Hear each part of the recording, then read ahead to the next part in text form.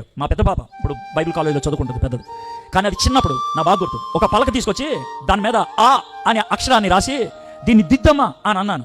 అది కూర్చొని దిద్దుతూ ఉంది. చిన్నప్పుడు అక్షరాలు దిద్దేటప్పుడు పిల్లలు గట్టిగా అరుస్తారు, గట్టిగా అరుస్తూ దిద్దుతుంది. కొద్దిసేపు అయిన తర్వాత అరవడం మానేసింది. నోరు నొప్పేసిందేమో అనుకున్నాను. కొద్దిసేపు అయిన తర్వాత చదువుకుంటూ అది చూస్తే అది బిత్తరగా నా ఇంకా చూస్తుంది. ఏమైందా అనుకున్నాను.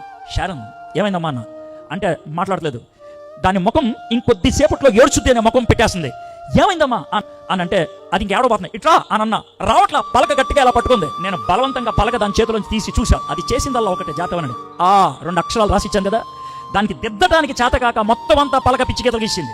అనే అక్షరం కనబడట్లేదు. ఇప్పుడు దానికి భయం వేసింది. మా నాన్న ఏదో రెండు గీసిచ్చాడు, అవి లేవు ఇప్పుడు ఎలాగా అని దానికి భయం వేసింది. మన జీవితం పిచ్చి గీతలు గీసుకొని ఏం చేయాలో అర్థం కానప్పుడు కలిగే భయం ఇది. ఇక్కడికి తెచ్చుకుంది నేనే. ఈ స్థితి వచ్చింది నాకు, ఇది నేను చేసుకుంటేనే. ఇప్పుడు ఏం చేయాలి? నా కూతురు ఏడుస్తుంటే నేను చేసిన పని నా దేవుడు చేస్తాడని నేను నమ్ముతాను. ఏం చేశాను తెలుసా? దాని బుగ్గ తుడిస్తే, దాని కన్నీళ్లు నా చేతికి తడినిస్తే, ఆ తడితో పలకని తుడిచేసి మళ్ళీ రెండు ఆ అని అక్షరాలు రాస్తే అది చూసి మరుక్షణం ఏడుపు మానేసి నవ్వుకుంటూ వెళ్తూ మళ్ళీ దిద్దుకుంది.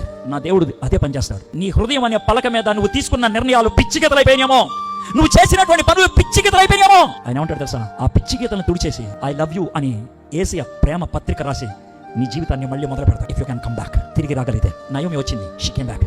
విన్నది విడిచింది, వెళ్ళింది.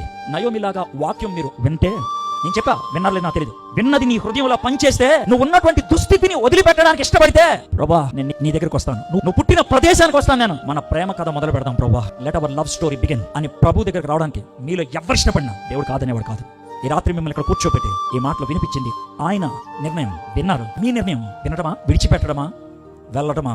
ఆలోచించండి.